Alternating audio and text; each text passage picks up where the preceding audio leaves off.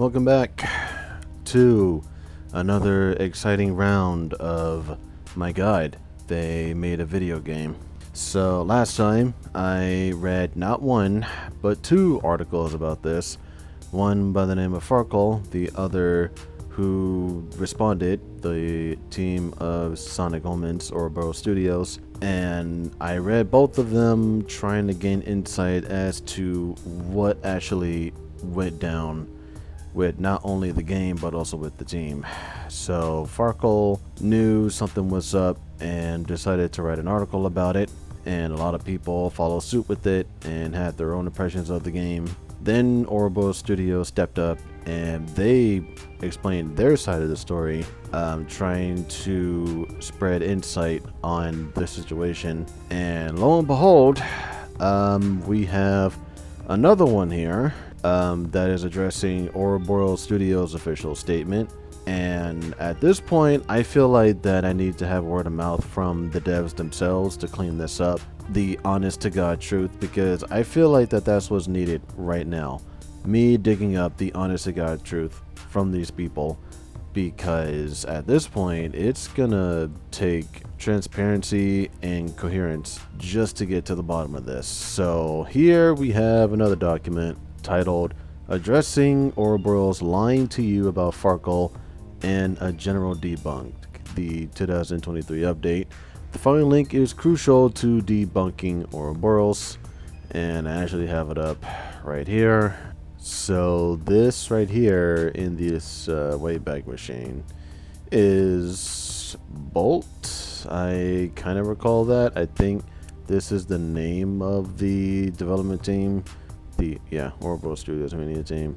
And yeah, this is, I believe, their Patreon. So this person who made this debunking Google document listed this, and they will, what it says here, debunk what Burrow Studios is saying and will back up what Farkle is saying. Now, I want to reiterate, I am not taking sides. I am here for the truth and only the truth, as I stated previously, because I do believe that transparency and coherence is needed for statements like this, because the legacy of Sonic Omens has pretty much stained Sonic fan games as a whole, because then Sega is going to get their legal team involved, and then Burrow Studios is going to take necessary precautions in order to ensure that they're not doing illegal and that they're just releasing a general fan game. All the while, they will have the mature funding that they're seeking, hopefully for the team and not for the game, because then Sega's really going to step up and then they're going to start taking precautions, and they're going to be no different than Nintendo when it comes to taking down their fan games. And fan games should be just passionate projects. They should be non-profit. You can't profit off of someone else's work, someone else's IP.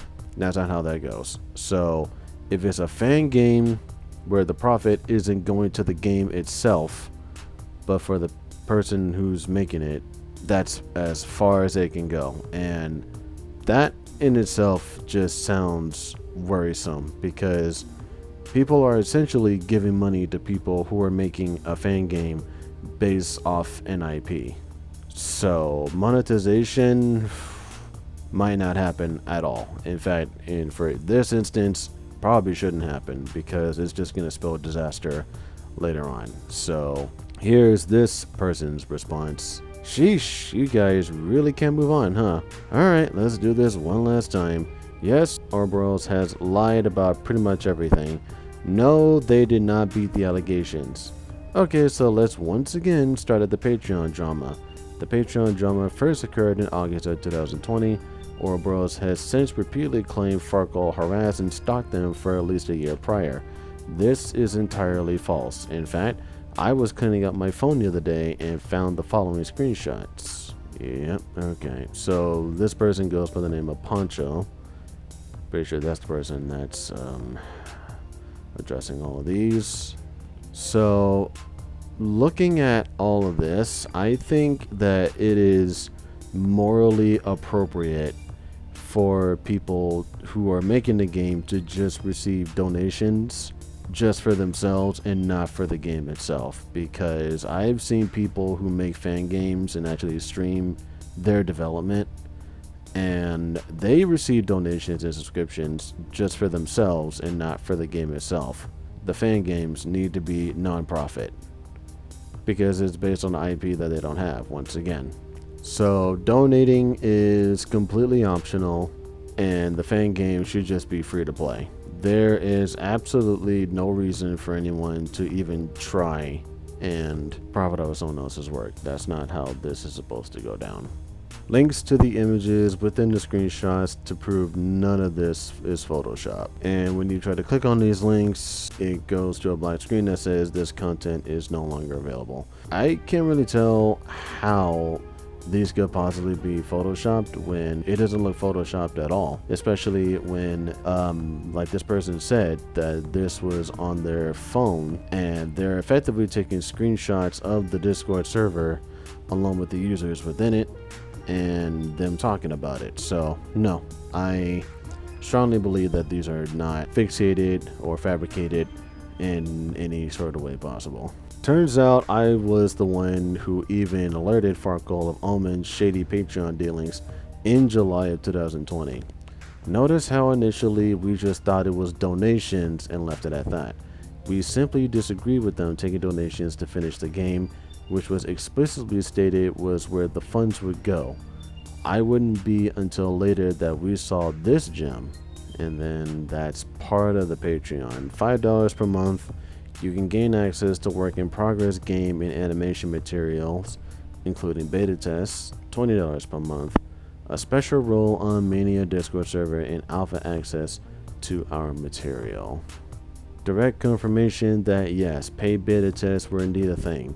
Reminder, tiers stack, and if you take the $390 and the 35 patrons, it becomes clear that most use either the $1 tier or the $5 tier, but some did pay for the $20 tier.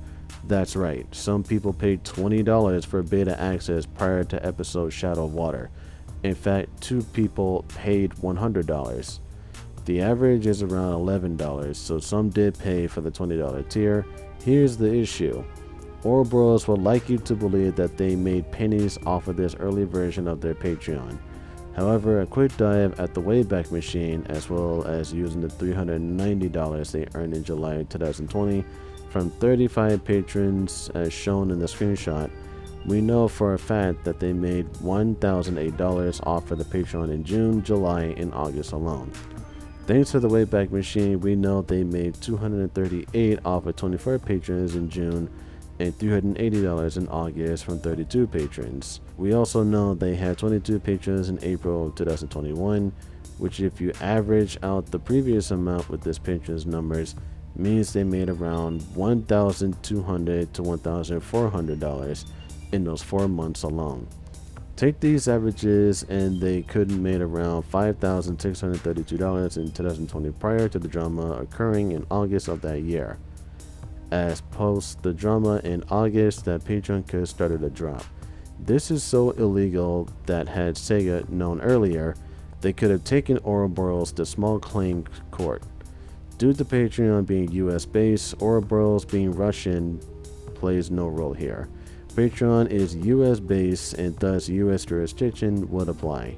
Ouroboros were over double the average small claims minimum for a lawyer to consider a case pursuable.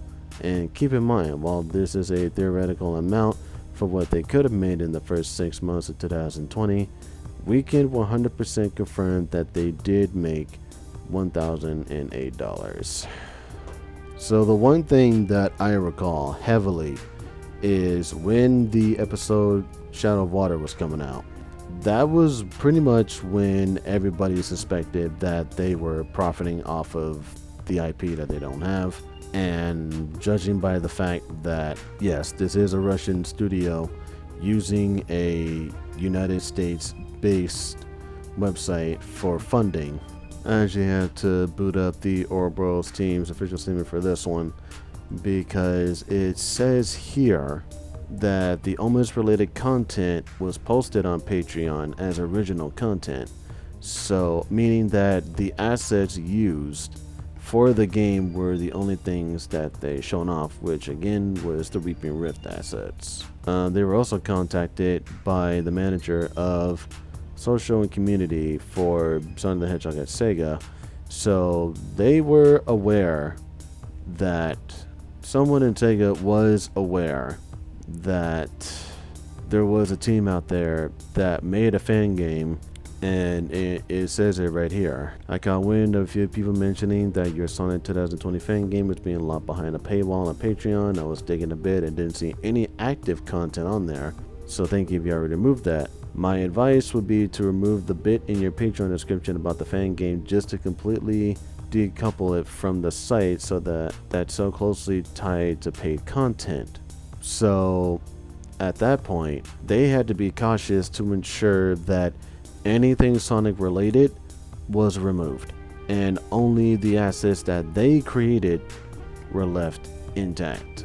The part that's disturbing about all of this is the fact that they had demos of the builds that they were making, and that got a paywall on it on Patreon instead of just a regular demo. Now, whether that was just a demo you could download for free, or if you wanted to pledge money to the developers, again, I can't really say much about it because I never actually seen the demo when it came out. I just only know Sonic Omens based off of what was presented back then before episode 5 came out, and I was not privy to this team or their Patreon or their social media, nothing about them, until word of mouth spread on just how bad the game was and how morally corrupt the team was. So I just wanted to get to the bottom of what happened here. And first I played the game, then I read the document, then I read their side, and then here we are reading this.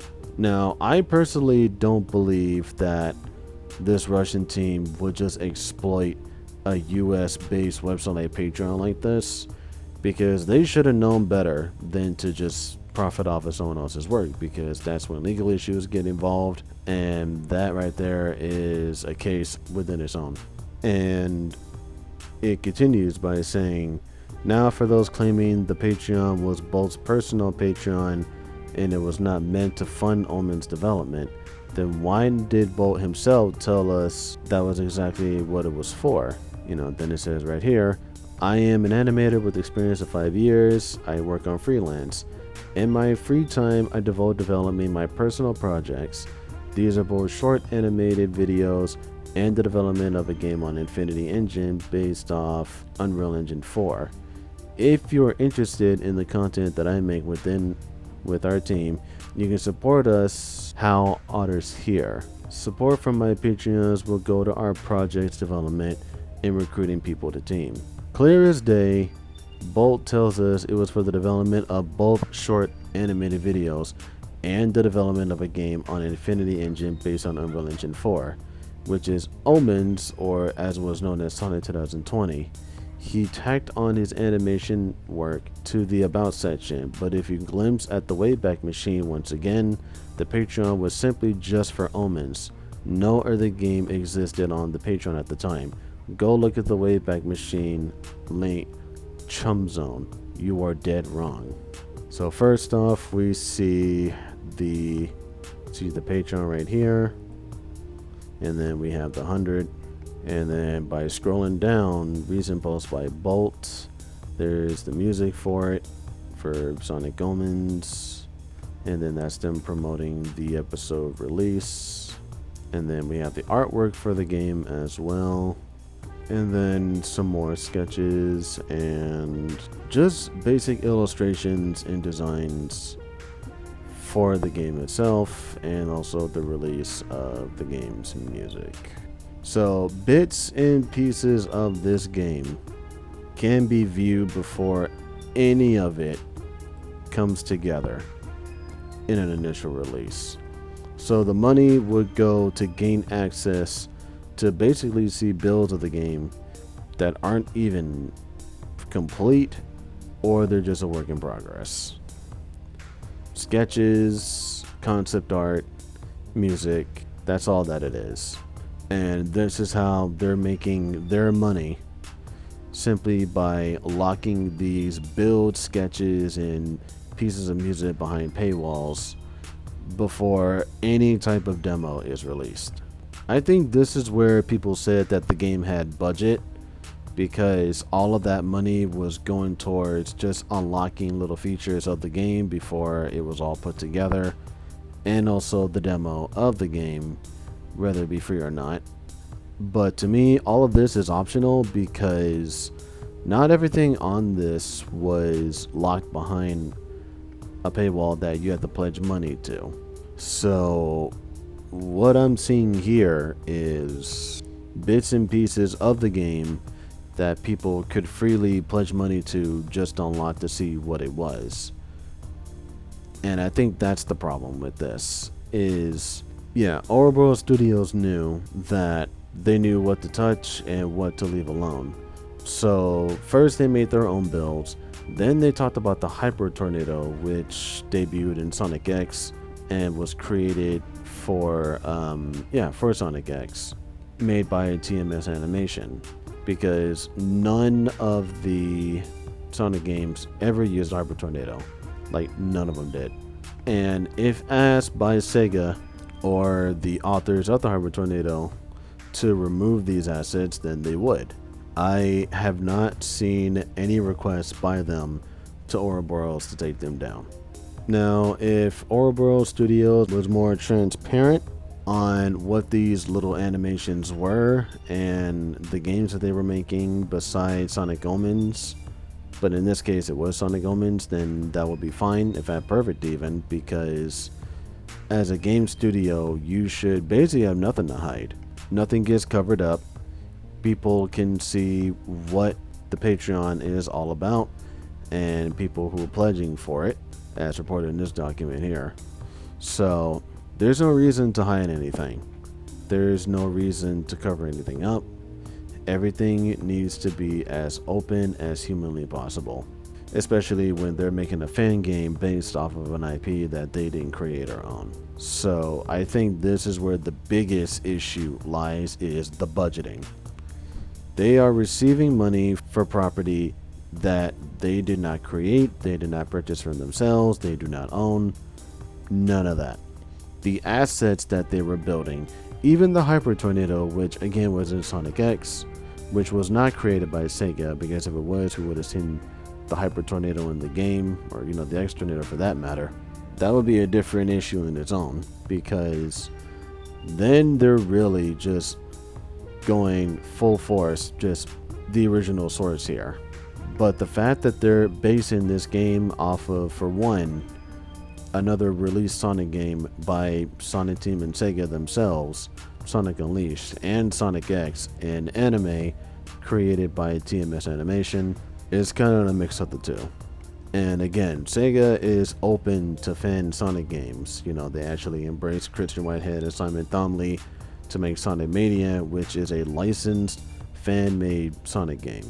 So, they're open to fan creations. In fact, I don't know if Sega ever embraced fans to present their own works, and maybe they can have their game officially licensed as an officially licensed Sonic game made by a fan. So, at that point, that's where I think that would have been more beneficial for people like this team or anyone else to present their work and possibly get funding that way, because it's officially licensed with the Sega brand and is based off of their creations. But here I feel like that's the opposite. It is, because now we're talking about a team creating a Patreon, a US website, and I don't know how this would work in Russia, Patreon. However, they should know that by doing this, the money needs to go to them and not support the game. So where's the money going to when people are pledging money to see all the little tidbits of this game and essentially just play the demo. So I think that's the big question that needs to be answered. They have this Patreon, they have the tiers, they have this setup for money that people can pay for, and Ouroboros Studio is accepting this. What are they using that money for? Because if the money is really going to them so they can use it for Omens, then at that point, they are literally funding the game themselves based off of money that they receive from other people, when the money should have just been given to them and only them. So now I feel like that they have to come clean, because it says here on their statement, again, that the Omens related content was original content produced by them, and Sega was fully aware of that. So here's my final take on the matter here. If they are receiving money by showing off tidbits of the game, all the assets, the music, the animations, sketches on their Patreon, if they are really indeed receiving money by all these pledges and they're using that to fund the game based off an IP that they don't have, then I believe that's gonna be an issue, because now they're essentially funding for a game that they don't have legal rights to, because the IP doesn't belong to them. So they knew their limits, they knew what was right from wrong, and they even got in touch with Sega about it. So they should already know that they should have considered that a warning, and whatever it is that they're not supposed to profit off of, that needed to be removed. So the money, I believe, was for their original content. Music, assets, sketches, all of that. I think that's as far as they should go. If they are basing that off of existing characters and landscape, like if they just made their own Sonic or made their own Green Hill or made, anything, then that spells a recipe for disaster. Because by then, it doesn't matter if it's from the ground up fan-made stuff. It's from the ground up fan-made stuff that's based off of existing material that they did not create themselves. You can't just make fan-made existing content and claim it for yourself. That's not how this works. So they only showed off just original content for the game, and I think that's as far as it needs to go. Any step further and Sega would take legal action. The Game Jolt ad revenue is still an issue. Now my stance has slightly shifted if you follow me on Twitter, but over time became clear that A, Ouroboros Panic announced the giveaway when caught collecting ad revenue, and B, they never looked into doing the giveaway, because had they done so, they would have known they physically could not hold it.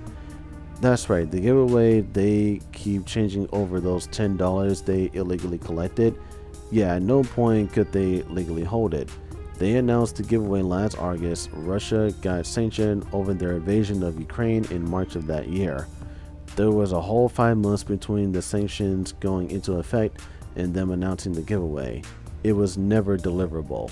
The only way it could be delivered is if the conflict between Russia and Ukraine ends, which won't be anytime soon, and sure as hell wasn't last August. They had not panic announced the giveaway and done their research before announcing it. They would have announced the giveaway. At this point, find a local charity that you could donate the amount to out of your own pockets, since for those out of the loop, they physically cannot touch the money in the PayPal account because the PayPal stopped all transaction within Russia in March of 2022. Bolt has confirmed the money is sitting in the PayPal account untouched because of the sanctions, which itself doesn't make sense at all since they claim to have withdrawn it in August, which contradicts the PayPal stopping the transactions in March.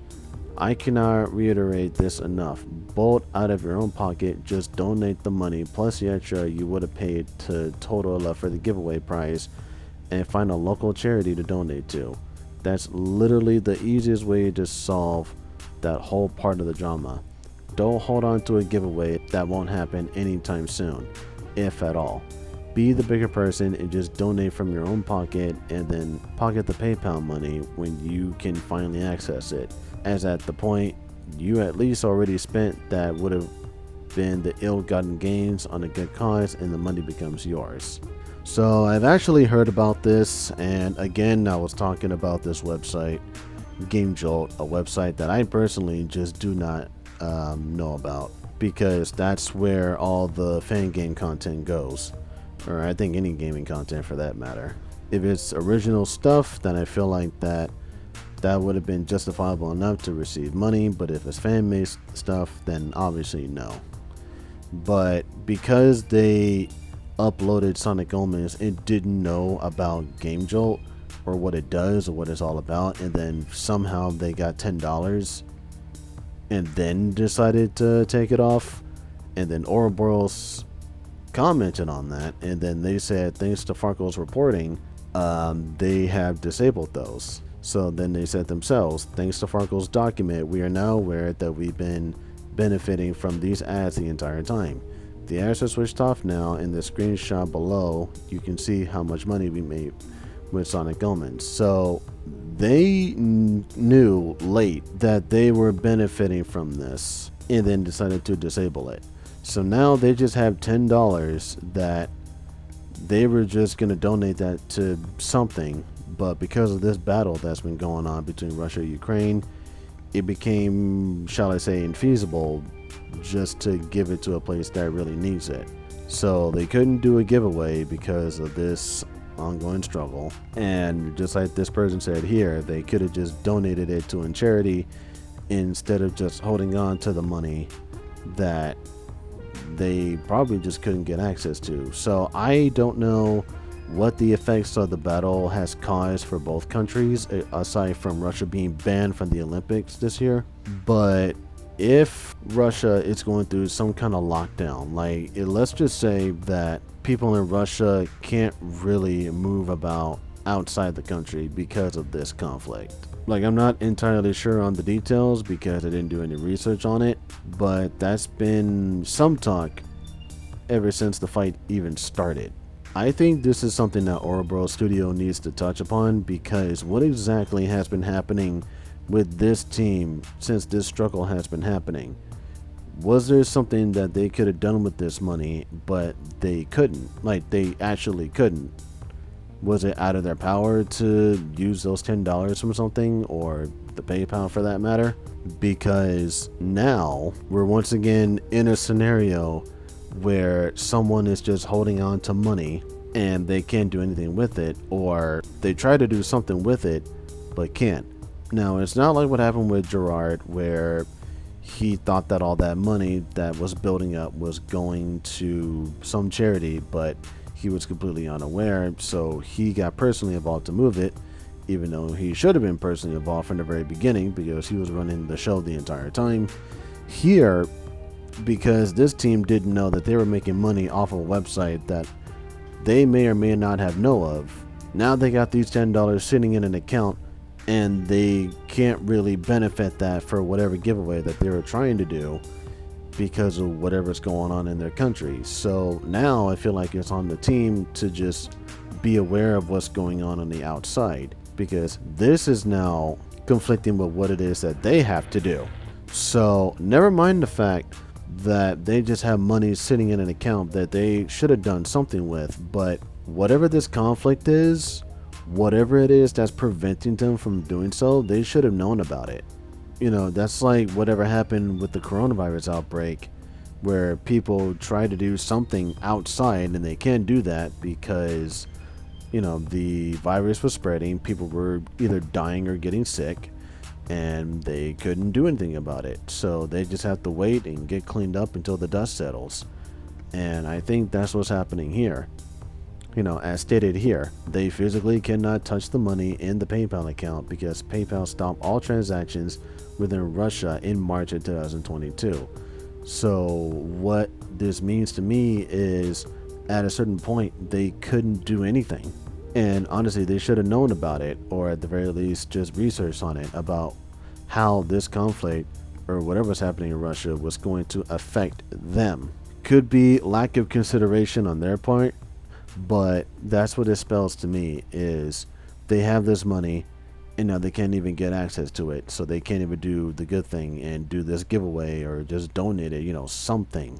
So now this person that donated the $10 to via Game Jolt, those $10 are just gonna sit there until something is done. And then going back to Oracle's team's official statement, it says on August 24th, 2022, the event has not taken place yet, but pre-orders for Sonic Frontiers have opened. Most likely it will be a main gift. And then in September, we have not yet found a way to transfer the pre-order, and therefore we will wait for the release of Sonic Frontiers to order to hold the event then. Even if it's not possible to find a way to transfer the price in the current conditions, we will find any other equivalent merch. And then March of 2023. Due to the situation in the world, we have not yet been able to find a legal way to purchase and transfer any of the Sega products. We have reserved this $10 until such an opportunity occurs. Unfortunately, these are circumstances that we cannot change, and that's where it ends, and then we move on to Cars 2.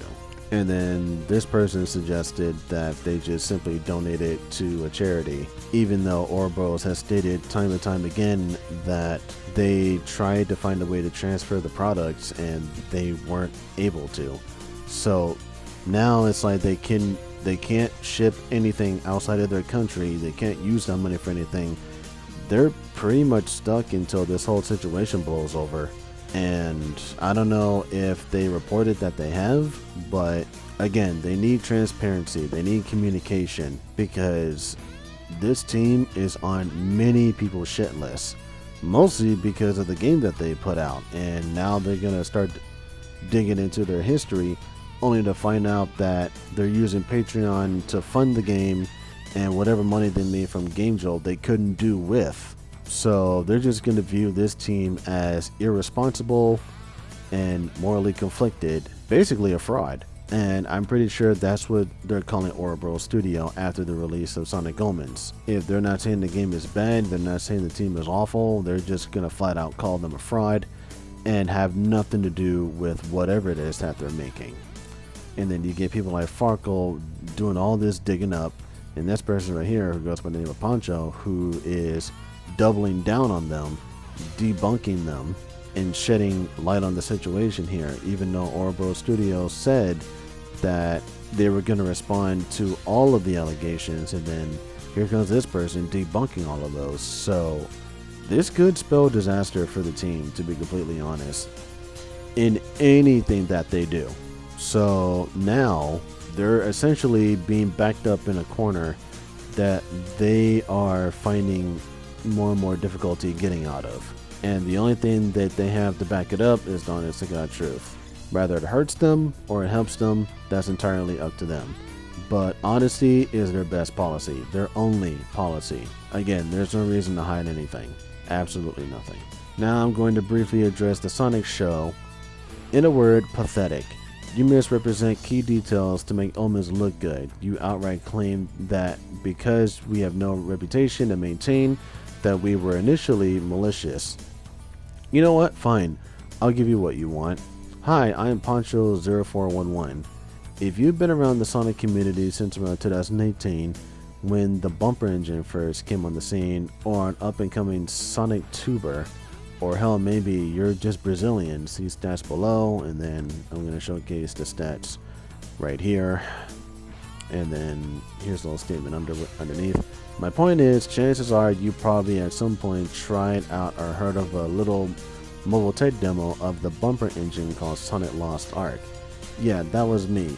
Due to a little seizure I had in August of 2021, I had canceled the project, but I've recently revived it. So if you like the idea of being able to play an open zone like 3D Sonic fan game on your phone, then head on over to Game Jolt and follow Sonic Lost Ark.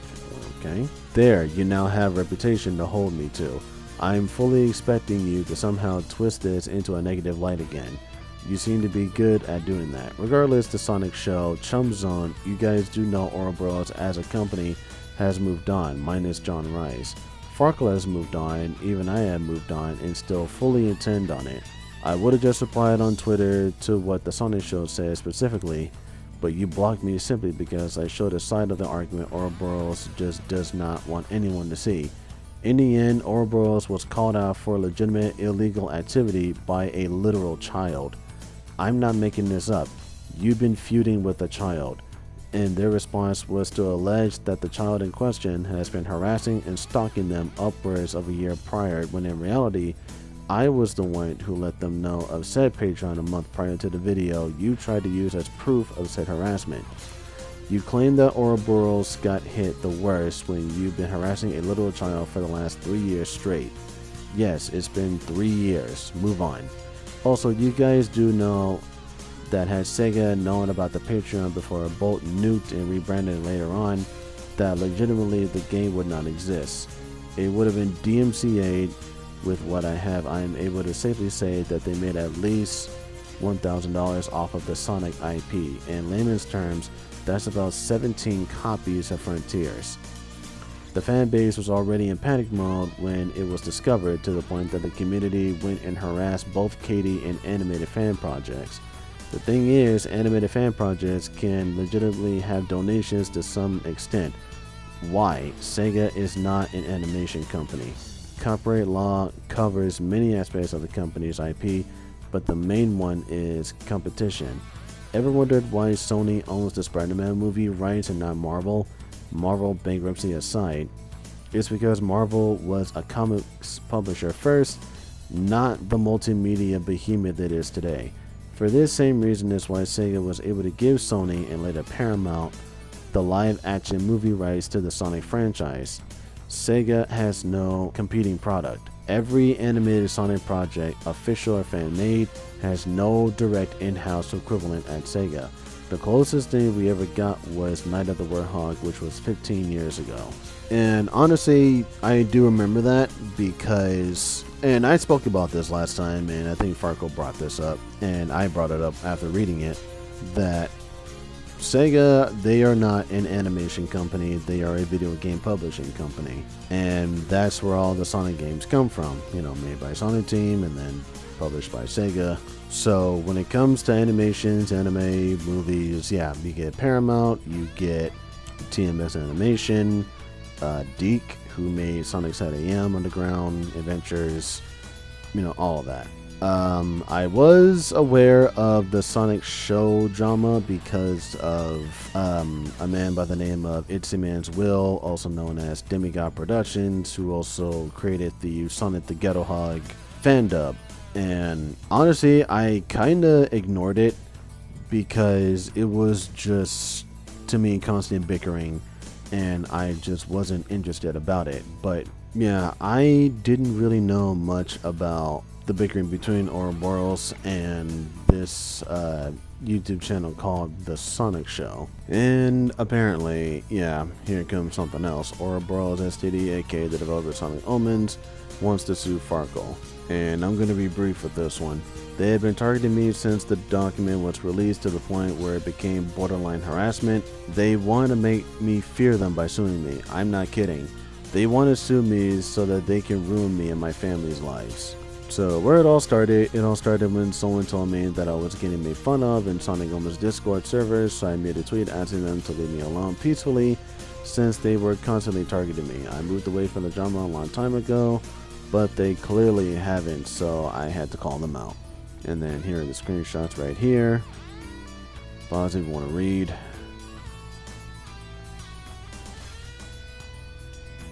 And then that's when Farco got the heads up that someone was trying to sue them. So yeah, they want to sue me after I complained about getting made fun of. To be honest, I wasn't expecting a positive response from them, but I wasn't expecting a threat from the team. Here are the logs where I was threatened to get sued. I was posted in their Russian channel from the Sonic Omens Discord server. And again, here are the posts. There's a lot to go through here.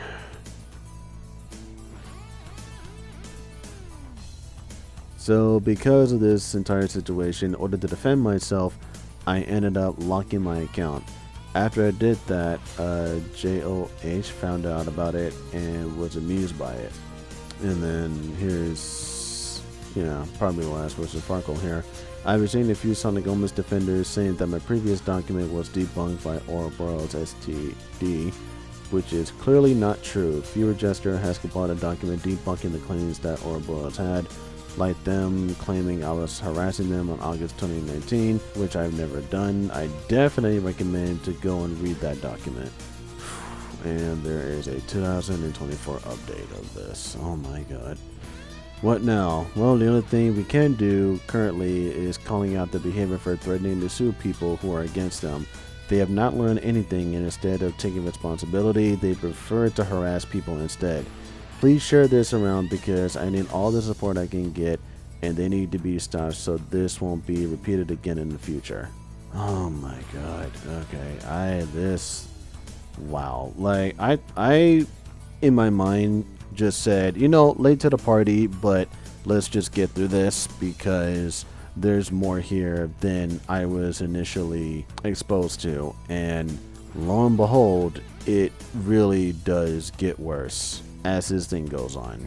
Now, whether or not Ouroboros has continued with this lawsuit, which I'm now knowing about, like, everything from the Patreon to what Farkle experienced and shared said experience in his document, basically exposing this team on what they've done, and then prompted the team to write their statement and just cleaning up all the mess that was happening behind the scenes and being as transparent as possible. And again, honesty is best policy.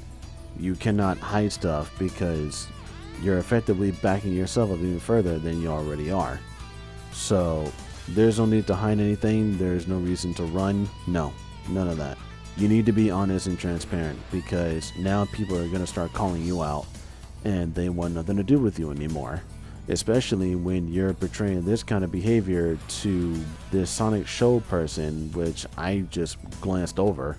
Like, I don't know about the Sonic Show situation, but I think the Farkle situation is more dire, especially when they're issuing a lawsuit. Like, I've never heard of this lawsuit before. So this is enlightening for possibly good and bad reasons. Good because I never knew about this, and now that I'm knowing about this, it kind of paints a darker picture for this team. And that's the bad part, really, is that they're actually bothering with a lawsuit in the first place. Like, again, if it was just them making a fan game, a passionate fan game, and if they just wanted donations, based on their hard work, the money needs to benefit them, not for the game, just for the team. Do not use this money to profit for an IP that you do not have. And then there's a donation problem where, they're backed up in the corner as it is because of this struggle against Ukraine, but now they can't do anything with it. So what exactly is happening with the team here? That's what I really would like to know. And I'm not trying to pry and get any sensitive information out of them, just related information about what is happening here. And honestly, that's all that I would like to see here is what is going on with this team, with their country, the things that they're trying to do, but they can't. That's the honest to God truth. And I really do hate it when people say that this will be my one and only response when you have literal people debunking your claims, and that makes you even worse than previously. There has to be something else here. Like, you can't just sweep this under the rug, or you can't just release one document and that be the end of it. There's going to be more after that, as I'm seeing right here. Fun fact, Farkle's main language is not English, just like Ouroboros. A lot of intent was lost manufactured in translation that wasn't even intended. The kid moved on ages ago, and you all still for some reason believe we are the same person, to the point that you are actively blaming the entire Spark fan base over one person's actions. You guys are acting more like children than the actual child involved. Heck, my main language isn't English either. So much has been lost in translation that you guys simply either misinterpreted certain scenarios or outright did not understand them. I even left the Sonic community as a whole and only came back to finish SLA and move on. The toxicity displayed in recent years is honestly extremely unnerving. You can't even peacefully discuss what your favorite game is anymore without the hive mind abusing you out of the community. But that's the thing. The Omens controversy wasn't just an act of the hive mind. It was the community reacting the way any community would at first sight of someone walking in, monetizing their fan game, and potentially getting Sega to change their stance on fan projects as a whole. It wasn't a coordinated effort, however. The Sonic Show and Chum Zone's constant rewriting of events that did occur, that we had screenshots and web caches that prove they did, is a coordinated effort. Ouroboros lied to you to save face, like every company in existence. Accept it and move on. And, you know, like I said, honesty is best policy. It is a tale as old as time. You know, hate to sound like a broken record, but that's what's required. You have to be honest and transparent about this, because when you don't provide statements to back up your claims, and if it's not out of honesty, again, that spells disaster for you. And people are just going to look at you as that team that made a Sonic game, that an IP that you don't own, that you're making money off of. So I wouldn't be surprised if Sega just turned out to be like Nintendo and just started DMCA striking people. You know, this is like the main reason why Nintendo does all these DMCA handouts in the first place. They just don't want people to potentially profit off of their work and receive money because of it, because again, that's their property. Okay, people can make all the fan animations, all the fan games, all the fan made stuff. They can do whatever they want, but when the creator hands out a DMCA notice, it's for a specific reason. Now, it still does suck that a passionate project is getting shot down in the first place, especially when there is no monetization at all, literally at all. But this is where the precaution steps in. When someone goes out of bounds, then these scenarios keep happening. And I know that Nintendo is notorious for handing out DMCA notices, but they're in the legal right to do so, especially when a project is being funded, which shouldn't have happened in the first place. So if a Nintendo fan-made product gets shot down, it's kind of the best and worst scenario why it happens. Like, I understand why they do it, but it kind of sucks that they had to do it regardless, because these are fan projects that people created in their free time, and some of them are really good. Like, there's a Mario one that I played, the Rainbow Star, is it? Wouldn't be surprised if Nintendo sent a DMCA notice to that. Wouldn't surprise me, because it is Mario. It is Nintendo's property.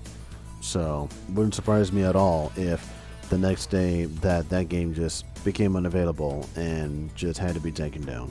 Another day, another smear campaign from Ouroboros against a guy with 800 YouTube subscribers. Yes, this has happened before in the past. Heads up, the original version of the document was written in August. It is now December, and as such, the document has been updated accordingly. Also, don't harass anyone. Don't be like Ouroboros and harass a literal child, but don't harass Ouroboros either. Harassing each other won't help anyone. It'll just make the Sonic community even more toxic than what it was already. That toxic nature is also what causes misinformation to occur, facts to get twisted, and for Sonic Team to get snubbed at award shows. Seriously, what y'all in the Genshin community did during the Game Awards is not okay. And no, Farkle had no say in this document. The screenshots provided by him were dropped in his server for any server member to see with the permission of associated parties. And while I did ask Farkle specifically for permission, he did not in any way aid, edit, or directly contribute in the overall document, its structure, nor its written contents.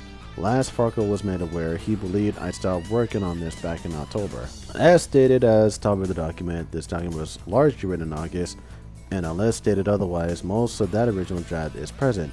So why am I adding this? Well, it has now been 2 months since their response, and nothing has gotten better for Ouroboros. After they smeared Farkle into the ground, not only did they start encouraging their followers to bully and harass Farkle, which goes against their own community guidelines, they also never held the Sonic Origins giveaway they promised, which I thought they changed it to Sonic Frontiers because Frontiers was coming out at that time. That's right, they pocketed the Game Jolt ad revenue as expected, but wait, didn't you hear? They silently updated the document in late August to say it would be a Frontiers giveaway. Instead, still doesn't excuse the delay. You can give away pre-orders, it's 100% a thing. However, my concern lies in the fact it's been 2 months and we've heard absolutely nothing about this so-called giveaway. Russian law is vague on the matter of giveaways, and most being able to get away with it is a gift excuse. But since they announced all the way back in August that they were giving away a Sonic game, that excuse would not hold any merit anymore. It's not a gift anymore. It's them giving away someone else's product to correct their wrongs.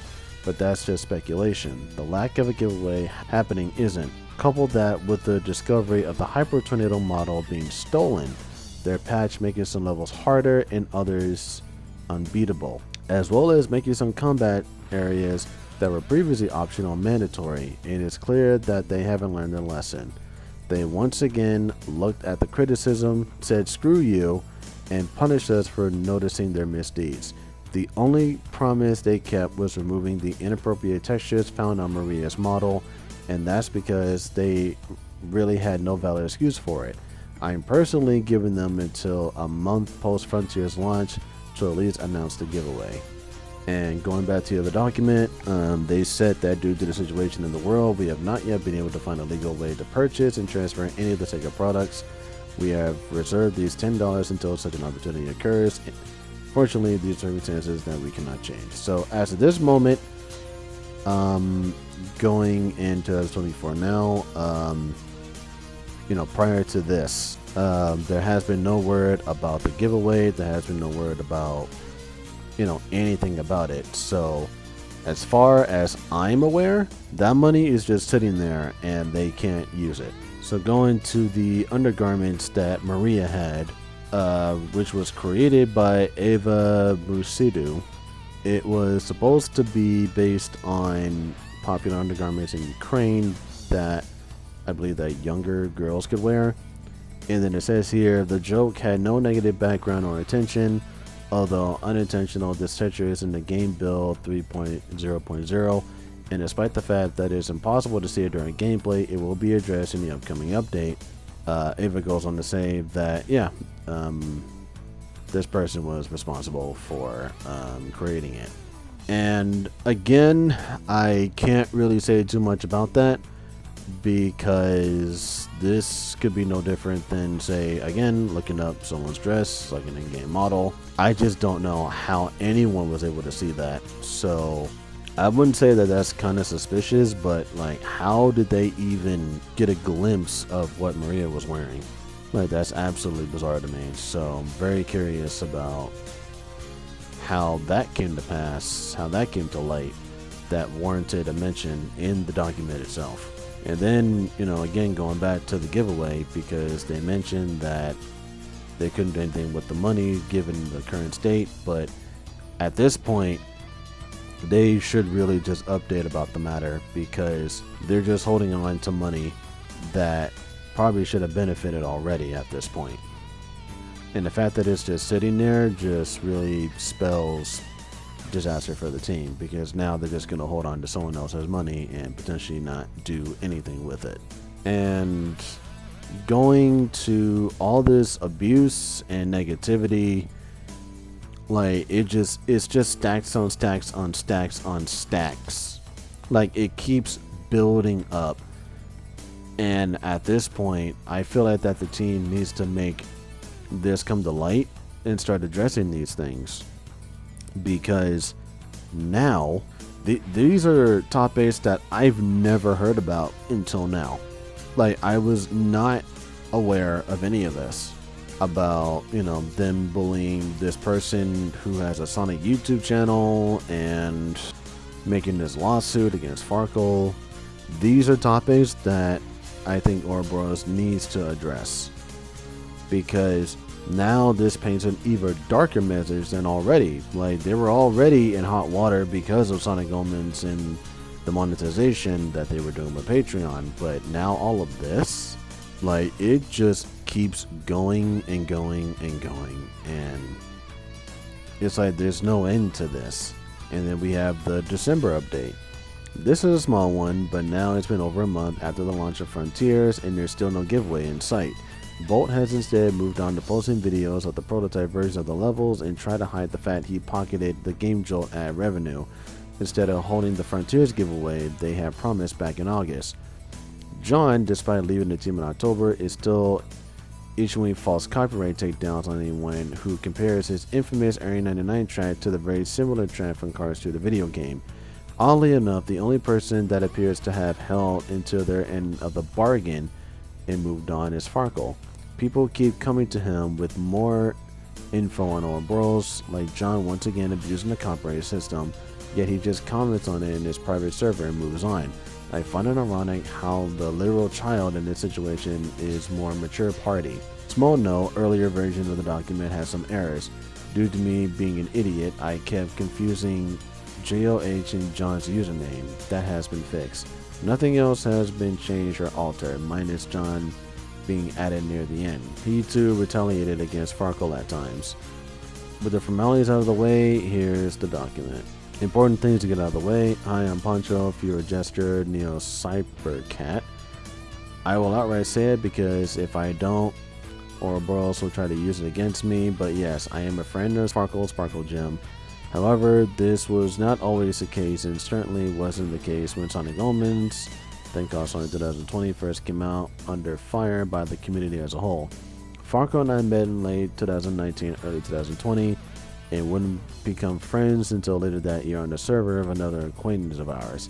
They are not important to this document and as such will not be named. However, it is important to mention that Farkle and I did not initially get along, to the point that I basically harassed the guy over his grammar numerous times throughout 2020. Here's proof of said harassment. I am not proud of it, but I was just a dumb 16-17-year-old at the time. Farkle and I have since made up, as previously hinted.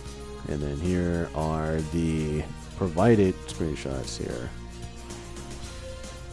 Pause if you would like to read. Oh, would you look at that? Me bullying Farkle during the initial drama back in 2020 in July. I would still understand if anyone reading this would be skeptical, but just know that Farkle and I have not always gotten along, and I gained nothing from clearing his name. I'm personally just miffed that Ouroboros, the ones here with some authority, straight up lie or manipulate what actually went on to get the few folks that cling to their fan game to keep supporting them. And again, if they were to clean this up, that would be fine. Manipulation just makes the situation even worse, especially when it benefits them. Actually, going back to what was going on with Farkle on the Discord server. Farkle joined our Discord server, mainly a team server, and appeared to have malicious intentions from the start. He had been warned and sometime later kicked from the server for making a scam accusation, which was displayed in his status message. Sometime later, Farkle uploaded a video on their YouTube channel, Sparkle Gym, which the author, trying to show the developer team in a bad light, encouraged people to refrain from supporting the game.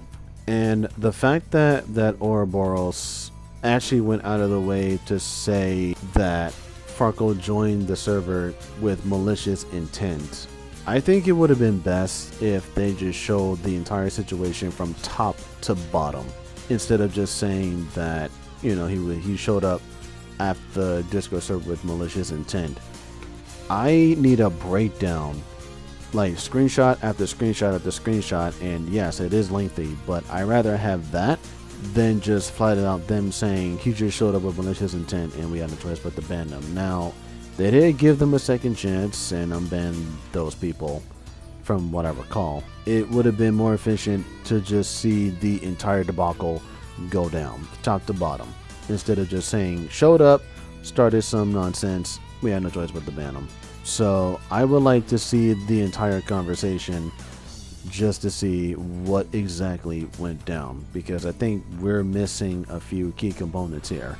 I felt like reading that part and then just going back to the other document kind of felt like that they just jumped to it and said, no, we had to get rid of this person because they were just being malicious for no reason. Again, clean up here, and I feel like that's what needs to happen here. I feel like that now they need to be as more transparent than ever, because more and more people are playing the game, I've noticed on YouTube. And aside from the fact that people are having a rough time trying to play this again, I don't know if they'll be able to trust the game company that made this again. You know, like, Ouroboros could potentially lose a lot of people's trust.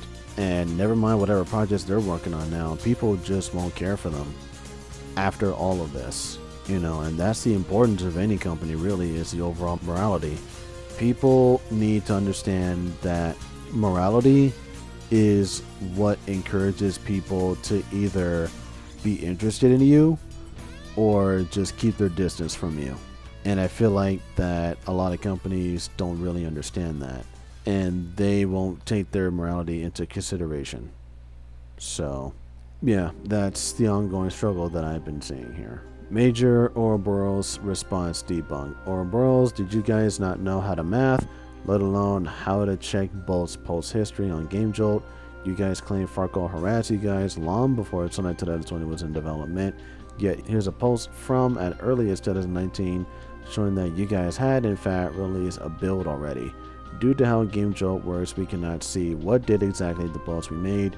However, it does say 3 years ago, meaning as of the time of writing this, it was the earliest August 2019 or prior.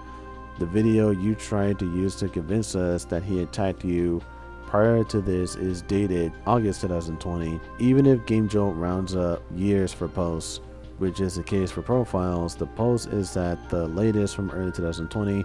Farco didn't get on your case until late 2020. Even if you ignored semantics, you guys are already straight up lying about the time frame to slander Farco and make yourself seem more credible. So let's go here, and then it also says, thank you for your warm feedback and finding bugs on the 2020 game. The whole team took part, is now inspired by your words. Soon there will be a lot of news about future projects and materials behind the scenes. And then here's a screenshot about addressing the video that Farco created. Side note, noticing how the video says not to attack anyone mentioned, yet they tried to use this as proof of harassment towards them. The video is actually a compilation of Farco being upset that he and a few others were banned from mentioning the Patreon on the now defunct Mania Team server.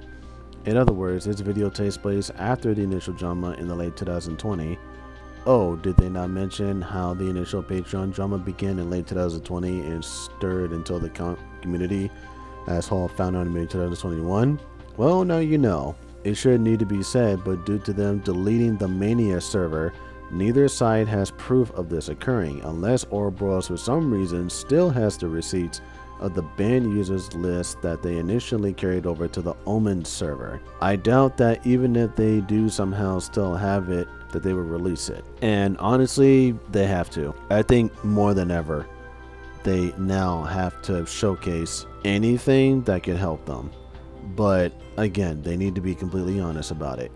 The worst that they can do is just cover this up, sweep it under the rug, manipulate it, do something with it that's going to benefit them in the long run.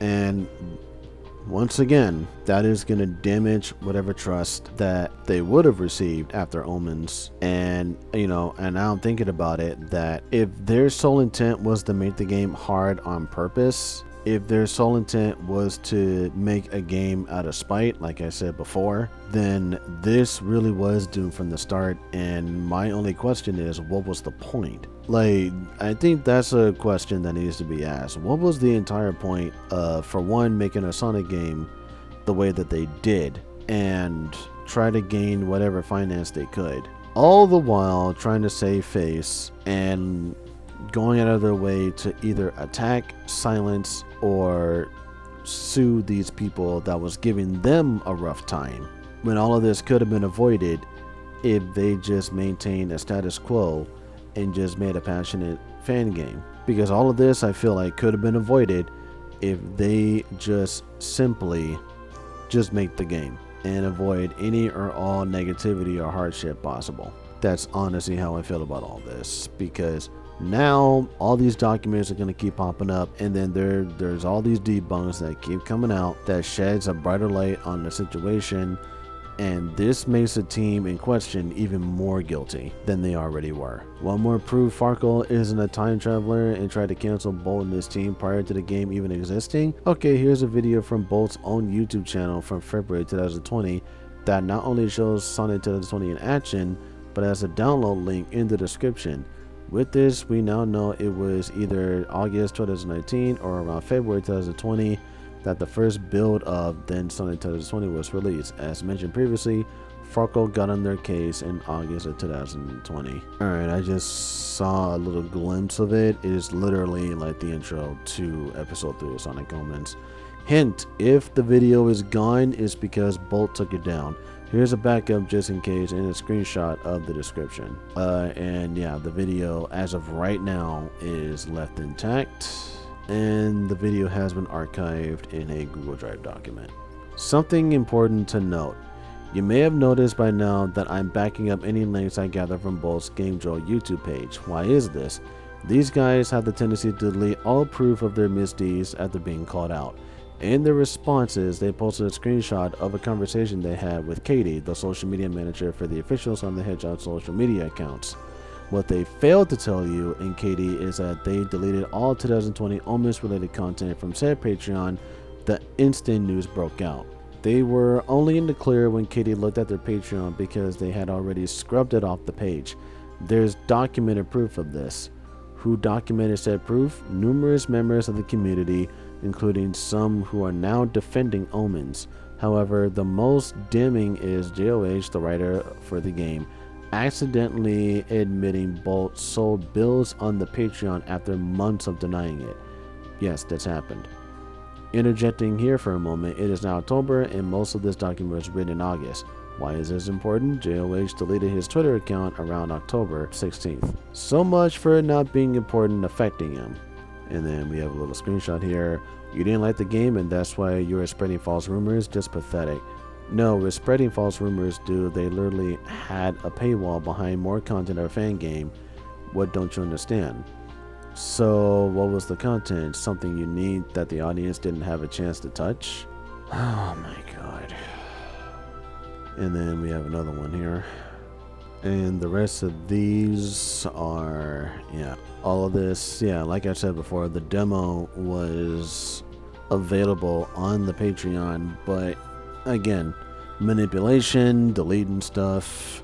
I really feel like that they really, this team really needs to clean up whatever these allegations are, because when they do anything, people who don't know about this are blindly just going to look forward to what it is they're doing. And for me personally, I'm not really trying to paint Ouroboros Studio a bleaker picture here, because if this is true, if they are actually manipulating anything on GameJolt to Patreon just to make themselves look good, and if they were doing this long before this Katie person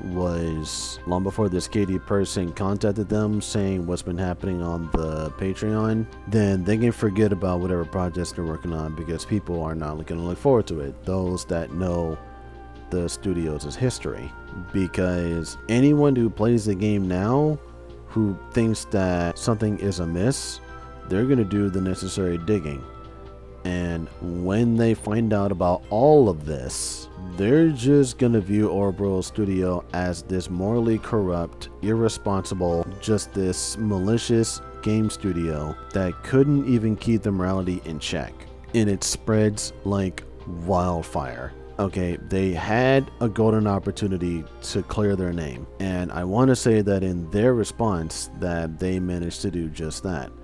But now we have more allegations building up, and they should already know that there is no hiding stuff from the internet, because the internet doesn't forget. They will do all the digging they can find, they'll do all the necessary digging imaginable, and they will post this either in video format or document format, and people will read this and then they'll start to question either side, and the people in question want to share that none of this is fake. There is no hiding evidence, there is no hiding your intentions on the internet.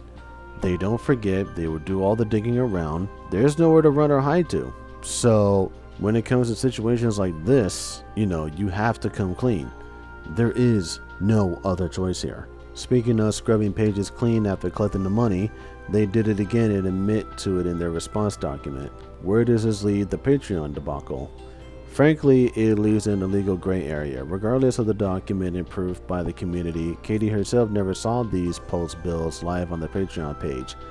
and thus let Ouroboros slide, as legally they didn't see the copyright infringement. Legally, they cannot act on screenshots alone. However, this was in the long term a mistake, as they now believe they are untouchable. They believe because Katie let it slide once that they deleted it before she saw it, that they're in the clear to profit from the game. They also believe that because Katie left her account lurking on their server, that she saw their every move. This is what they use to justify all their actions, that Katie left her Discord account on their server. I shouldn't even need to explain why that's a poor judgment on their end. This brings us to the next issue in their response: the Game Jolt ad revenue. Fun fact, you don't have to collect the ad revenue from Game Jolt. Huh, didn't know that. No, really, you don't have to cash it out. Ad revenue from any platform that offers it has an expiration date, as in there's a deadline to cash out. Yet, Bolt did. We know because they showed us they did. Here's their own screenshot showing that they did. Yeah, and I distinctly remember this. Yeah, pending Avenue revenue to date, $10.84. Withdrawal to date, and then please allow 3 days for withdrawal to be processed. At the time, all withdrawals are processed through PayPal. They claim the money will be issued to buy a copy of Sonic Frontiers, which will then be given out in a giveaway, alongside some of their own money. There's an issue there though. There's no guarantee they will actually do this. In the past, they have outright started Twitter fights for no reason and then blamed Farkle for it. They have outright raided Farkle's Discord server, which later went private. If you saw the response, yes, that server. That's how they got said screenshot in the response, a burner account that somehow survived the raid. Fun fact, this channel is satire, and I believe this is the screenshot in question. The team wasn't this bad when I left like a year ago. What exactly happened? Money changed their mind. Money and apparently not being taken down by Sega. They probably think they're invincible. Well, unless someone calls them out again, damn, they really don't like people's opinions about a Blue Hedgehog fan game. Rich bitch ass tenders said that everything is good, so fuck others. You're on my server. I haven't talked about it in almost 2 years now. Is his English still just as bad? And again, they said that they didn't know, because it says it right here. Thanks to Farkle's document, we are now aware that we've been benefiting from these ads the entire time. The ads are switched off now, and on the screenshot below, you can see much money we made from Sonic Omens. And apparently, this is money that they could have just ignored, but that would have been a waste, since the money would just sit there and not be collected. So what happens if the money isn't collected then? Would it just disappear and neither side, the one who sent it and the one who was supposed to collect it, wouldn't receive it? Because to me, that's what it says. You know, they could have easily just taken that money and used it to send the person who sent that money the giveaway, the copy of Frontiers. And as previously stated, no giveaway has ever shown up, because they couldn't do anything with it. So at that point, whatever was going on in Russia, they basically were just stuck in that predicament. They couldn't do anything with it. So again, the money just sat there doing nothing, benefiting from nothing. Like nothing happened with it. And to be completely honest, that's kind of haunting. The fact that you donated money for this game and then nothing came about it after that. So it's just left sitting there collecting dust. I have since become a mod on the aforementioned server. Here's the entire ban list for the burner account from that raid. Yes, they even deleted the burner accounts to try and erase the raid ever happening. And if you're not convinced the channel is satire, Farkle also has a satirical Farkle hate channel showing that while Ouroboros can't take jokes, Farkle can. And then here's what, that looks like. And then there's the ban list right there. Jeez. Farkle hate channel. Post what you hate about Farkle, John Rice's favorite channel. Disclaimer, this is a joke channel. Here's an exchange I had with JLH on Twitter. Why is this important? Not only does it show JLH starting an argument with Farkle when he wasn't even involved, all he did was post a Stonehead meme, as well as me trying to be reasonable and tell him to avoid the trolls for his career's sake. Instead, he basically told me to screw off, claiming I was also trolling him by telling him to not feed the trolls. Yeah, and there are a plethora of, yeah, there's 2, 3, yeah, so there's like 4 screenshots and questions. So yeah, pause if you want to read these for yourself.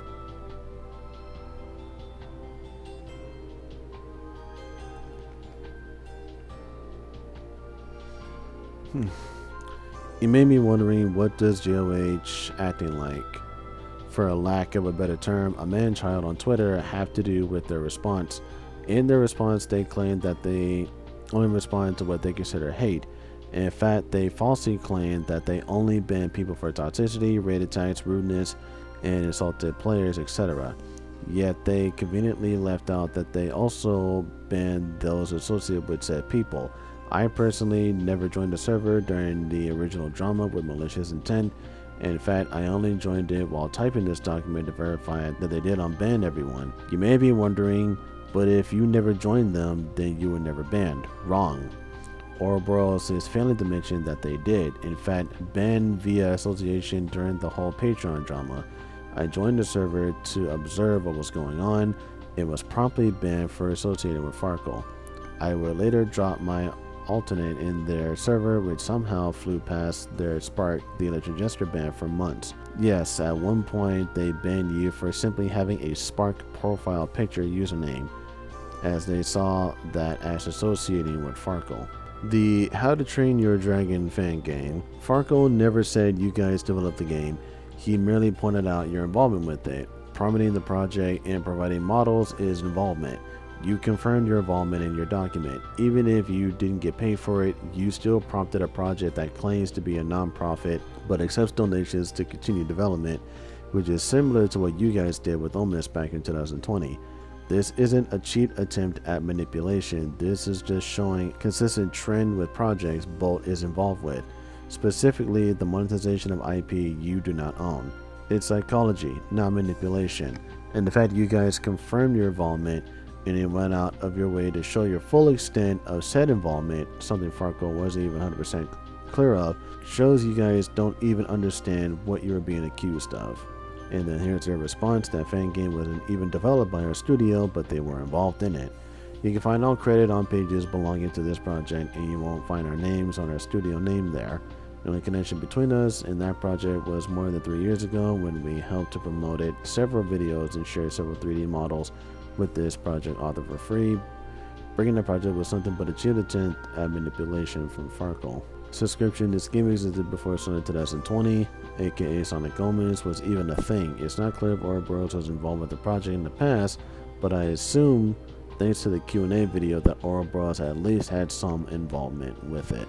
I seem to recall looking at the Dragons of the Edge Patreon. However, going back to the Patreon, it says here, corresponding role on a Discord server, you must connect Discord in your Patreon profile settings. Provides access to Patreon only Discord channel, where some information polls may occasionally be posted sometime prior to the other sources. Your name will be included in the game credits section, and then they're all just general Discord accesses here. Okay, I'm gonna be 100% clear on this topic in question. Like, just receiving money and you're the creator of something based on an IP that you don't own, because again, this kind of happened with Alvin Earthworm with the Super Mario Brothers Z series, where the money was going to that instead of just going to him. So I believe that it is my personal impression that the money should benefit to the creator, not the creation, because once the money is being handed off to the creation, then that's when you're profiting off of the IP that you're making your adaptation of. The money isn't going to you. First, it's this How to Train Your Dragon game, then it was Sonic Omens. So I think people need to be very careful about the kind of content that they're making on these Patreons, because now they're being called out for receiving money off of projects that they do not own. And this is one of them. And I'm pretty sure that's money that they don't have to accept. Again, I'm not a Patreon person. I don't know how it fully works. All I know is that you pledge money and then you unlock some features, mostly just Discord stuff, and then you get credited in videos, and then you're entitled to whatever it is that these people are offering. So it's like a reward system where you offer rewards to people who pay money. That's pretty much all I know about Patreon as of, ever since I heard about it the first time. So Ouroboros, if they were involved with any sort of creation of Dragon of the Edge, then the involvement would have been just making models for the game free of charge. They would not benefit from anything other than just providing their services and nothing else. So at this point, I would consider this a co-development, but not to the point where they're actually handling the entirety of the development with the person who's making it. It's just to lend them a helping hand. So I would say with their association, and that's what this is. It's not a co-development, it's an association. Because if this was a co-development, then this would have been a team effort all the way through. And I'm not seeing that with this. Maria Textures, doesn't matter if it was a joke. If any of you looked at the model and had even given it a thought, you know it was a bad idea to have left it in. At least you admitted that this one was a bad call and are going to patch it out. You got one thing right. Update. As of October, this has been patched out, but the Omens devs have retaliated by making aspects of the game harder and other outright unbeatable without glitching the game. Their patch actually made the game experience worse. Oh, and they also stole their Hyper Tornado model from the SFM Steam Workshop. They did replace the model with a higher poly variant in later episodes, but episode 1 still uses the SFM model belonging to the following users. This model being revealed to be stolen is currently believed to be the reason behind JOH deleting his Twitter account, but that claim is unverified. Update, per JOH, he left to work on his career. The fact that this person is deleting stuff, essentially probably deleting evidence, makes this whole situation worse, because now we're going deeper and deeper into the more minor aspects of the game, and they're even trying to cover that up. So what is it exactly that they're trying to cover up here that might potentially save both this company and the game here? And as retaliation, they're making the game harder. Like, the game was already progressively worse, and I'm basing it off of my experience, but now they just want to punish people, possibly anyone who's ever played the game. Like, this just makes the situation worse. Again, new people are playing this, and it's it's upsetting for people who never played this game, who are now playing it, to discover that it's actually worse than the initial release. And ever since knowing about those undergarments, they have now been patched out, and then after that they just decided to make the game worse, making it more difficult. And I'm actually thinking about the voice actor Eggman, or were they laughing at him or were they laughing because of him, due to the difficulty of the game?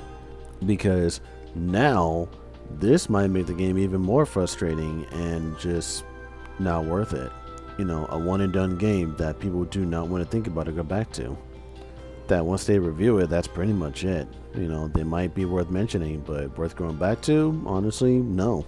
So now, the situation is getting significantly worse. Cars 2 music. Frankly, I don't care. However, if you keep harassing others for pointing out the obvious similarities, just know I have an email drafted and ready to send a tip off Disney's legal team, which I can guarantee just hasn't been made aware of the track. Just because it's on streaming sites now doesn't mean it's safe or nor legal. People upload full movies onto YouTube and get away with it for years before the copyright system finally flags and removes it. Disney is too large to notice every infringement, but if you keep harassing folk over the similarities, let's just say John will learn that Twitter can, in fact, impact your career. Oh, and I don't think no one noticed how you didn't address John's abuse of the copyright DMCA system. We did. Update. As of August, there have been allegations by Techno Cinema revealing that not only did they allegedly downright steal the Cars 2 music, but music from other IP as well. Honestly, not surprised. Here's the information provided by Techno Cinema, to Farkle after the doc's release, for those that haven't seen it yet somehow. Are you listening to me? Yes, Rouge. Are you listening to me? Yes, Rouge. Okay, so not a musician, but let's see what this person has to say here. I listened with headphones and figured out the reason they went with the first one. There's a stinger in the music which is slightly muted by the second one, but the stinger happens after the explosion is delayed. If it was really to emphasize the soundtrack, the stinger would happen with the explosion, but it gives room for a sound effect. The second version is still better because the sound effect is much larger. Is that the word? But because of that, it gives the stinger more power. So what really should have happened is that there should have been more communication between the two. No fault on tech side. If I recall correctly, they just went with the first without telling him anything. And then we got a little bit of a response from the composer themselves. Hello, thank you so much for sharing the Ouroboros downfall document with the world. As a former composer for the team, I wanted to come forward and share some more of the bad behavior exhibited by Ouroboros, namely John Rise. I put together a couple of screenshots that saved the messages between him and myself from the private word server. This one in particular pertains to an issue I felt the need to express regarding explosion sound design I had created for one of the game's cutscenes. And then that was the video that I just saw. In addition, Cars 2 was not the only thing John blatantly stole from. I also know he treaded dangerously close to overkill by Riot for the Citadel of the Lotus level and Bury the Light from Devil May Cry 5 for the final boss theme. In fact, I was assigned the task of writing the first track of the final boss track, and of course they tried to force me to do the same. When I attempted to stray from the temp music, John went ahead and did it all himself, using 2 motifs I wrote for it without crediting me at all. All this on top of them cutting one or more of my tracks from the final game without telling me. I really hope this helps. These are the biggest issues I've had while working with Ouroboros, but I'm willing to share more info with you if you have the time. So, not only is Cars 2 on the table, but we also got one by Riot and Devil May Cry 5 for Citadel of the Lotus and the fight against, I'm going to say, the Exile.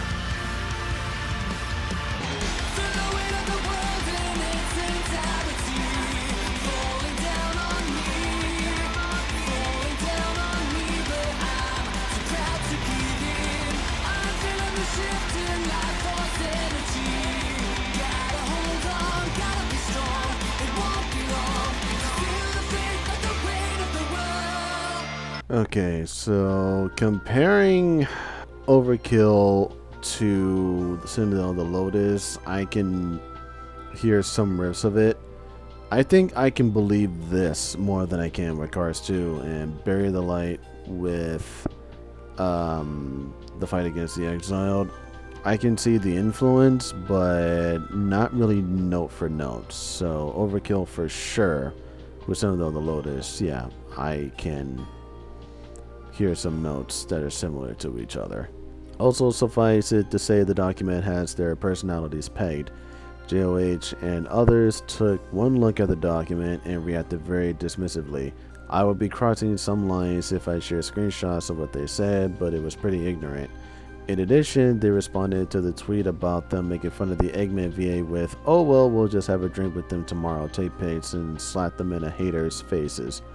Like that would make everything okay. Even if the VA was okay with that, it still doesn't excuse the level of unprofessionalism from his peers.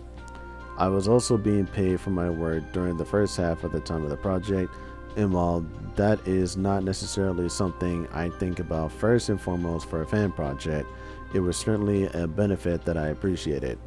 However, both stopped paying me halfway through, which I believe was right about the release of chapters 1 and 2. I would chalk it up to forgetfulness without a second thought if this negligence was an isolated incident, but I cannot be sure of the real reason. At a certain point, after being talked down and harassed for a simple difference of opinions, the promise of pay becomes less of a benefit and more of a crutch, which fell through when the payment stopped. I lacked motivation to continue further, especially with other active projects, paid or otherwise, vying for my attention. It was because of this lack of motivation that I stopped communicating my progress with Bolt. I had plans to send one last strand of the music to Chapter 7's first cutscene and then call it quits, but with other projects to work on, communicating this to him becomes less and less of the priority. I am willing to admit that this is on me, but considering how I was treated, I do not think it was completely unwarranted. This persisted until finally Bolt called for another composer to create music for the last 2 cutscenes. I had no problem with this because in the same breath he called me unprofessional in front of the entire work server. I could have absolutely taken the blow if he had just told me I was unprofessional in private. I don't suffer easily with a bruised ego, but that is not something he should have said in any public capacity, at least in my experience. I'm personally happy for the new composer they brought on board, and I think they did a good job with their music. But what Bolt said and how he said it basically solidified my decision to disassociate from Ouroboros. And then we have another one here where the jungle levels, I'm pretty sure multi-jungle, was based off of music from Ori and the Blind Forest and Ori the Will of the Wisp. Like, another update. It is now December and John is back at it again and abusing the YouTube copyright system by taking down any videos that compare his track to the Cars 2 video game track. The video in question this time was a shitpost that used 13 seconds of John's track and 24 seconds of other audio, including the Cars 2 video game track. John keeps abusing the legal system as a way to shut down criticism of this track, which is covered under fair use. Below is a screenshot of the takedown notice and a link to the U.S. Copyright Office Fair Use Index. Since John appears to not know that by starting a copyright claim with the U.S. company that he is starting the legal process in the U.S. and must abide by U.S. law. And this is what I was saying about abusing the copyright system, because since he's deleting his Twitter account and just going around copyright striking people, it's like, you know, at this point, people should already know something was up. This really just, like, this John fellow is going above and beyond just to ensure that everything is smooth sailing, but what that ultimately does is just make things worse. Not, you know, for him, for Ouroboros, the whole team, you know, everyone. And then you get the composers and people who worked at Ouroboros to, you know, just say what was really going on in the background. And this is what I would be more interested in, is what was going on in the background, like what was going on with the development process. And I'm pretty sure maybe Ouroboros will find ways to cover that up, but again, they just have to be completely honest about it. There's nothing to hide from the internet, because they will dig it up and they will expose it. And I think this is something that Ouroboros is having trouble understanding. Like I said, honesty is best policy. And I really would like to just say a few things to this company, because I feel like that one response isn't going to cut it. Obviously not. Especially when one of their composers is going around copyright claiming people and handing them strikes. Final thoughts. Frankly, I'm tired of the harassment and plain hate boner you guys Ouroboros have for Farkle. It's the fact that you guys did not optimize your game, or rather bootleg. Yes, I came up with the term, not Farkle. I'm the guy who called it a bootleg after the beta builds were discovered to have been sold on the Patreon. Then Farkle's server picked it up and it spread from there.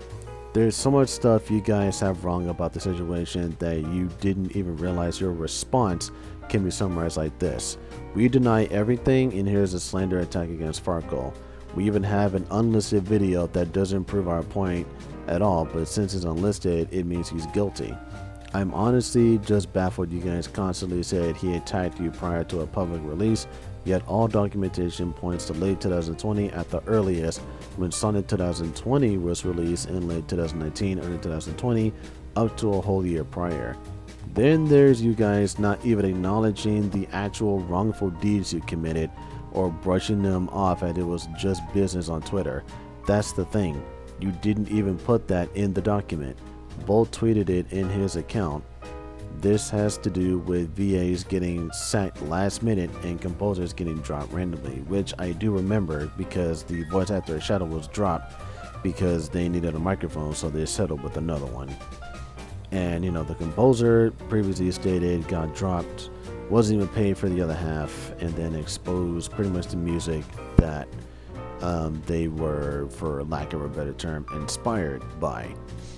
And I really want to know what's going on with Eggman's voice actor, because that one I feel like I will need to know more about instead of what they're telling me, because it can't be just a simple he got pissed and then the next day they're just buddies again, going out for drinks and going to some Sonic Con where people are playing Sonic Omens. Like, that can't be the final nail in the coffin there. You know, what was going on with that? And there's actual video about that too.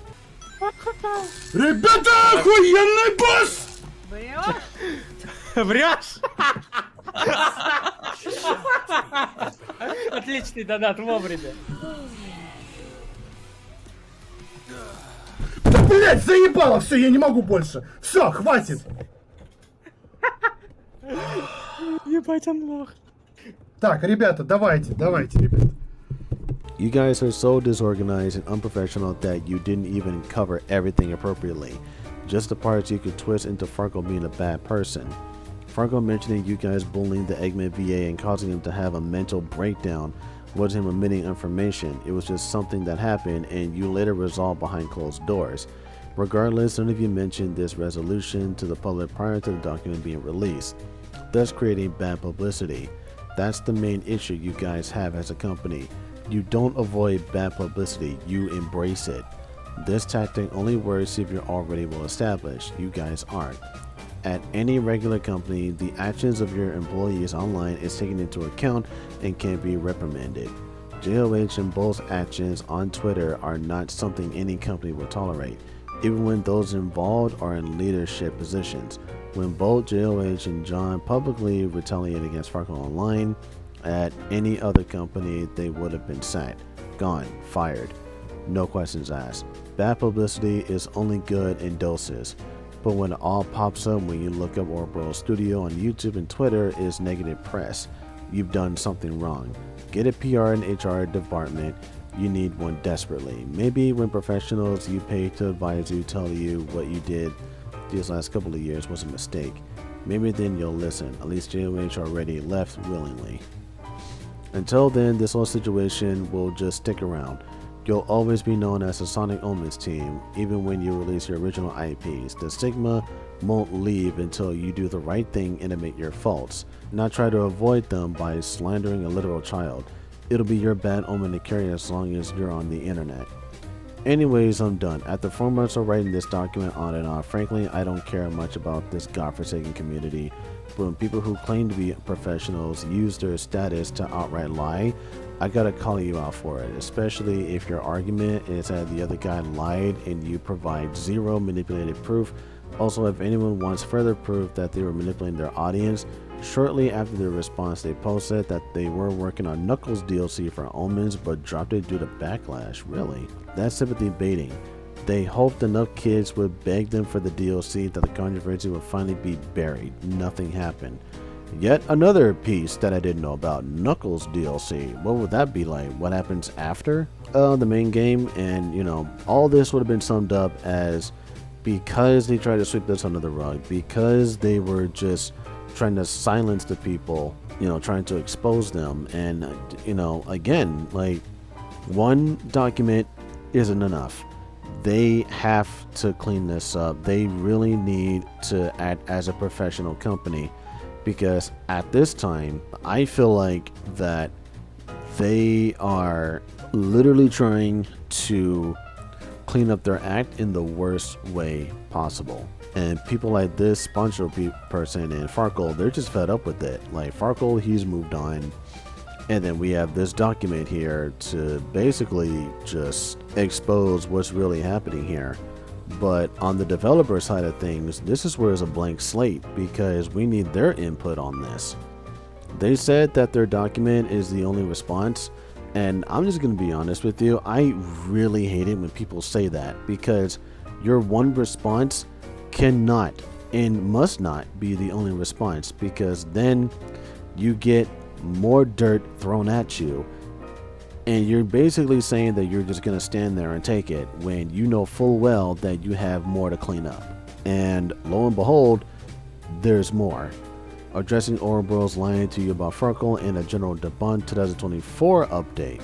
John Rice has exposed John Rice for remixing Eggman, Sonic Adventure 2, and versus Egg Dragoon, Sonic Unleashed, by showing his remix process on YouTube Shorts. John Rice has claimed these two remixes are entirely their own, despite copyright law explicitly stating that it is required that you both A, get permission from the copyright holder, and B, credit the original composer.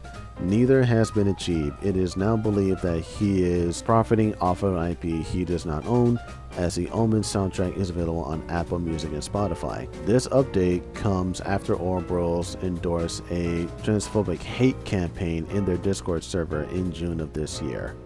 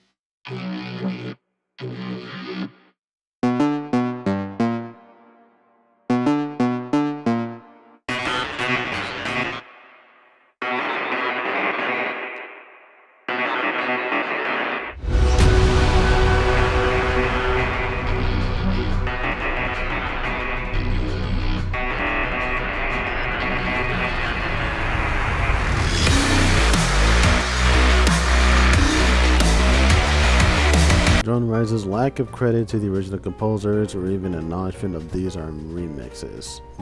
All of this, to sum it up, is quite overwhelming and kind of disappointing, but I'm not really one to jump to a conclusion, because now I feel like that this is Ouroboros' side that they need to clean up here. They cannot take this situation lightly, and in my personal belief, the morality of the team has now been fractured and distorted. So now more than ever, because this is what this document is saying. It doesn't matter what they put out now. Ouroboros Studio will forever be known as the team behind Sonic Omens, who have gone out of the way to target and silence those that tried to expose them. And you know, the screenshots prove that, because you can't manipulate something for your own personal gain, because the internet will dig around. They'll start asking questions in real life. They'll start asking people who were involved in this, and they will do the exposing. So the morality of the team, and I can never stress this enough, is so important, that there is no shrugging this off. There is no finger pointing. Honesty is the only policy. Not even the best anymore. You're only one. And when all these allegations keep piling up, and then you try to debunk them by saying it's this person's fault that is like this, or it was just an inside joke, or this, that, there is no just shrugging it off, nor is it belittling it. So now more than ever, Ouroboros has to make another response, because now look at what's happening with not only the team but also Sonic Omens. People are playing it and they're finding all of the little gripes in it, and they're barely having any enjoyment in it. So as it is right now, because of lack of response, Ouroboros Studio really needs to be more responsible. They need to be mature, and they need to be more considerate of others, because this kind of behavior is going to backfire and they will suffer because of it, which is quite unfortunate, because all of this could have been avoided if they simply just made a game they were passionate about with honestly no Patreon, because that was going to just backfire on them. Take feedback to heart and just make the game sound at all with the best of their own abilities. It's okay to get inspired by music, but if inspiration is all you have, you're not going to get far. You're going to get exposed, and people will call you out on it. And you know, here we are. So this was yet again another big one, and you know, apologies for not going deep into this like I did previously, but this whole situation is honestly getting out of hand, and until Ouroboros Studios gets their act together and actually provides honesty and transparency, no one is going to trust them. No one is going to get involved in their products. Nothing after this. And the fact that they're going out of their way in this matter when it comes to their approach and their responses and everything that they strive to do in this way is honestly disheartening. But I need to hear it from them. One response is not going to fix this. And I personally hate it when people just say this will be my one response, because you have many things to say. You don't just say this will be my one response and that's the end of it, when there's more to say, because obviously there is, according to all this that I just read.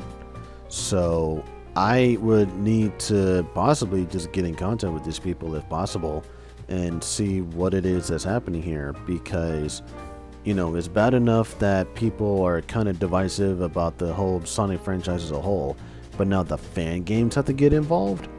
I would never in my entire life would see a fan game garner this much negative attention like this. Fan games are supposed to be passionate projects based off an IP that you like. Okay, it is not a spot for you to earn some quick money dollars and then just spit in the consumer's face with shabby products like this. Like, this is unacceptable. And I played the game, and I can safely say that it gets progressively worse as you go. You know, Sonic Omens gets progressively worse. It starts off fine, but then it starts showing this ugly side the more you keep playing it. To sum up this entire thing, they need to address all of these. They need to be honest. Everything about this is going to, or already has, painted them a dark image that they are going to find difficult to get out of. So until then, Ouroboros Studios, that studio is now on many people's targeting lists. They will just flat out say that they couldn't be trusted, or they're not safe to work with, or they're just so morally corrupt that it's pretty much taboo to even go near them. Okay, everything from the Patreon to the giveaway to them potentially stealing music or just flat out stealing music and just completely ignoring or trying to belittle as much negativity or bad publicity as much as possible and just flat out silencing, banning, or targeting people. Okay, this is the kind of thing that I'm pretty sure companies like EA or Konami or Ubisoft would do, you know, for those who study their history. And it really sucks that they have to resort to such actions because they shouldn't. Okay, all of this is in the public's eye. Everything that they do will be reported and will be said and will be expressed, and this is no different here. This is just another classic lesson of what happens when you either forget or don't care about the morality of your own title, about your own person, about anything really, because this happens.